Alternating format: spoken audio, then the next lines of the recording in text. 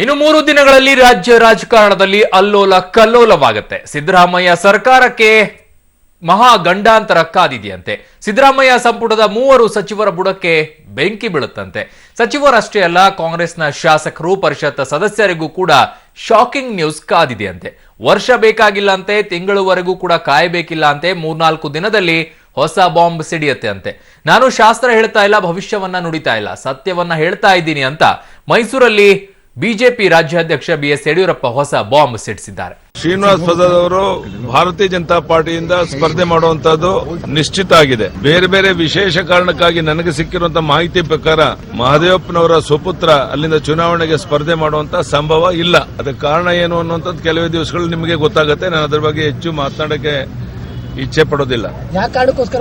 ನನಗೆ ಸಿಕ್ಕಿರೋ ಮಾಹಿತಿಗಳ ಪ್ರಕಾರ ಬೇಕಾದಷ್ಟು ಬೇರೆ ಬೇರೆ ಕಾರಣಗಳಿದಾವೆ. ಅದು ಅರ್ಥ ಆಗುತ್ತೆ ನಿಮ್ಗೇನೆ ಅಂತ ಅನ್ನೋದು ಒಂದು ಮಾತು ಹೇಳ್ತೇನೆ ನಿಮ್ಗೊಂದು.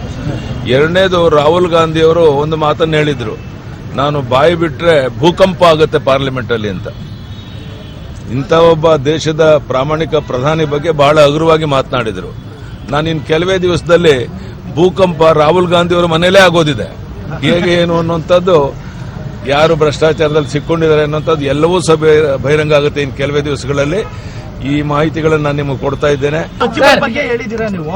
ಆ ಸಚಿವರು ಯಾರು ಏನು ಅಂತ ಶಾಸ್ತ್ರ ನಾನು ಶಾಸ್ತ್ರ ಹೇಳ್ತಿಲ್ಲ, ಸತ್ಯ ಹೇಳ್ತಾ ಇದ್ದೇನೆ. ಸಚಿವರು ಜೊತೆಗೆ ಬಹಳ ಹತ್ತಿರದಲ್ಲಿರುವಂತಹ ವಿಧಾನ ಪರಿಷತ್ತಿನ ಸದಸ್ಯರೊಬ್ರು, ಇವರೆಲ್ಲರೂ ಸಹ ಏನು ಡೆಲ್ಲಿಯ ಸಂಪರ್ಕ ಇಟ್ಕೊಂಡು ಬೇಕಾದಷ್ಟು ರಾಜ್ಯಕ್ಕೆ ಬರಬೇಕಂತಿರುವಂತಹ ಅಭಿವೃದ್ಧಿ ಕಾರ್ಯದ ಹಣವನ್ನ ಲೂಟಿ ಮಾಡಿ ಅಲ್ಲಿ ಹೈಕಮಾಂಡ್ಗೆ ಬೇಕಾದ್ರೂ ಹಂಚಿದ್ದಾರೆ. ದಾಖಲಾತಿ ಇದ್ರೆ ಬಿಡುಗಡೆ ಮಾಡಿ. ನಾನು ಏನು ದಾಖಲಾತಿ ಬಿಡು ಸ್ವಾಮಿ, you wait for another 3-4 days. ಬಹಳ ದಿನ ಅಲ್ಲ, ತಿಂಗಳಲ್ಲ, ವರ್ಷ ಅಲ್ಲ, ಇನ್ನು ಕೆಲವೇ ದಿವಸಗಳಲ್ಲಿ ಇವರೆಲ್ಲ ಬಣ್ಣ ಬಯಲಾಗುತ್ತೆ. ಆ ಹಿನ್ನೆಲೆಯಲ್ಲಿ ನಿಮ್ಗೆ ಹೇಳಿದಂತಹದ್ದು, ಈ ನಂಜನಗೂಡು ಚುನಾವಣೆಯಲ್ಲಿ ಬೇರೆಯವರು ಠೇವಣಿ ಕಳ್ಕೊಂತಾರೆ. ಶ್ರೀನಿವಾಸ್ ಪ್ರಸಾದ್ ಭಾರತೀಯ ಜನತಾ ಪಾರ್ಟಿಯಿಂದ ಬಹಳ ದೊಡ್ಡ ಹಂತದಲ್ಲಿ ಗೆಲ್ತಾರೆ ಅನ್ನೋಂಥ ಆತ್ಮವಿಶ್ವಾಸ ನನಗಿದೆ. ಶ್ರೀನಿವಾಸ್ ಪ್ರಸಾದ್ ಅವರು ಇದಕ್ಕೆ ಸಂಬಂಧಪಟ್ಟಂತೆ ಮತ್ತಷ್ಟು ಮಾಹಿತಿಯನ್ನ ಪಡ್ಕೊಳ್ತೀನಿ. ನನ್ನ ಸಹೋದ್ಯೋಗಿ ಕೆಪಿ ನಾಗರಾಜ್ ಈಗ ನನ್ನೊಂದಿಗೆ ದೂರವಾಣಿ ಸಂಪರ್ಕದಲ್ಲಿದ್ದಾರೆ. ಕೆಪಿ ನಾಗರಾಜ್, ಯಡಿಯೂರಪ್ಪನವರು ಈ ಹೇಳಿಕೆಯನ್ನ ಕೊಟ್ಟಾದ ಮೇಲೆ ಮಹದೇವ್ ಪ್ರಸಾದ್ ಅವ್ರನ್ನ ಏನಾದರೂ ಸಂಪರ್ಕಿಸುವಂತಹ ಪ್ರಯತ್ನವನ್ನ ಏನಾದರೂ ಮಾಡಿದ್ರ? ಏನ್ ಹೇಳಿದ್ರು ಅವರು? ಅರುಣ್, ಏನೋ ಲೋಕೋಪಯೋಗಿ ಸಚಿವರಾಗಿರುವಂತಹ ಮಹದೇವ್ ಪ್ರಸಾದ್ ಈಗ ಡಾಕ್ಟರ್ ಮಹದೇವಪ್ಪ ಅವರು ಈಗ ಮೈಸೂರಿನ ಕೆಲವೊಂದು ಹಳ್ಳಿಗಳ ಭಾಗದಲ್ಲಿ ಜನಸಂಪರ್ಕ ಸಭೆಗಳನ್ನ ನಡೆಸ್ತಾ ಇದ್ದಾರೆ. ಈ ನಿಟ್ಟಿನಲ್ಲಿ ಅವರನ್ನ ಸಂಪರ್ಕಿಸುವ ಪ್ರಯತ್ನ ಇನ್ನೂ ಕೂಡ ಆಗಿಲ್ಲ. ಆದ್ರೆ ಸ್ಪಷ್ಟವಾಗಿ ಇವತ್ತು ಯಡಿಯೂರಪ್ಪನವರ ಮಾತುಗಳಲ್ಲಿ ಏನಿದ್ವು ನೇರವಾಗಿ ಅದು ಮಹದೇವಪ್ಪ ಅವರ ಮೇಲಿರುವಂತಹ ಆರೋಪಗಳ ಅನ್ನುವಂಥದ್ದು ತೀರಾ ಸ್ಪಷ್ಟ. ಜೊತೆಗೆ ಅವರು ಯಾವ ಸಚಿವರು ವಿಚಾರವಾಗಿ ಮಾತನಾಡ್ತಾ ಇದ್ರು ಅದು ನೇರವಾಗಿ ಅವರ ಬಾಣ ಮಹದೇವಪ್ಪ ಅವರ ಕಡೆಗೆ ತಿರುಗಿದೆ ಅನ್ನುವಂಥದ್ದು ಕೂಡ ಅವರ ಮಾತುಗಳ ಮೂಲಕವಾಗಿ ಸ್ಪಷ್ಟವಾಗ್ತಾ ಇದೆ. ಜೊತೆಗೆ ಮಹದೇವಪ್ಪ ಅವರ ಜೊತೆಗೆ ಮಹದೇವಪ್ಪ ಅವರ ಪುತ್ರ ಸುನಿಲ್ ಬೋಸ್ಗೂ ಕೂಡ ಆ ಬಾಣದ ಮೊನಚು ಕೂಡ ತಾಟುವಂತಹ ಲಕ್ಷಣಗಳ ಬಗ್ಗೆ ಈಗಾಗಲೇ ಬಿಎಸ್ವೈ ಅವರು ಭವಿಷ್ಯ ನುಡಿದಿದ್ದಾರೆ. ಜೊತೆಗೆ 1-2-3 ದಿನದಲ್ಲೇ ವೇಟ್ ಮಾಡಿ ಅನ್ನುವಂತಹ ಮಾತುಗಳನ್ನು ಕೂಡ ತುಂಬಾ ಕಾನ್ಫಿಡೆನ್ಸ್ ಆಗಿ ಮಹದೇವಪ್ಪನ ಬಿಎಸ್ವೈ ಅವರು ಹೇಳ್ತಾ ಇದ್ದಾರೆ. ಈ ಕಾನ್ಫಿಡೆನ್ಸ್ಗೆ ಕಾರಣ ಏನು ಅನ್ನುವಂಥದ್ದು ಮಾತ್ರ ಸ್ಪಷ್ಟ ಇಲ್ಲ.